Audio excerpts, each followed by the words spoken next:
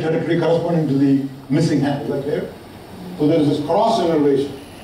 So this region is not getting any input. So when you touch the face, normally it goes to the face skin, but now it innervates, cross innervates the hand area, activates the cells there, fooling the brain into thinking that the phantom hand is being touched, even though you're touching the face.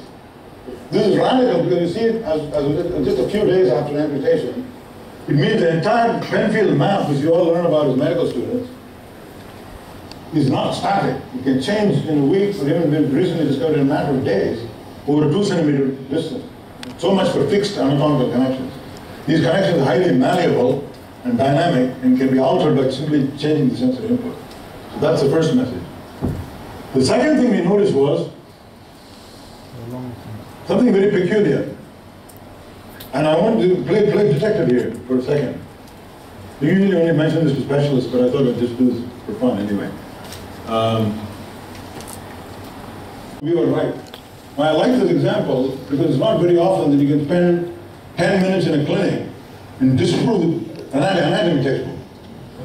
And say you have to rewrite this whole section in every anatomy textbook ever written. Okay, and it turns out we were right about that. Okay, now let's talk about another important problem, pain with the phantom limb. That's what we really headed toward. Patients with the phantom limb not only experience the phantom, they experience excruciating pain in the phantom elbow, the phantom finger. And often they say the hand refuses to move. It's stuck in a block of ice. And I'm trying to move it and it's excruciatingly painful. I can't do anything about it. My whole life is trying to avoid this pain. And they lose their jobs, they become depressed. Some of them contemplate even commit suicide. So I said, well, why does this happen? I don't want to go into a long discussion here, we're running out of time. So I said, why does this happen? When I looked at the charts, one of the things I noticed was the patients, about half the patients could move the phantom freely, like my patient would grab the cup.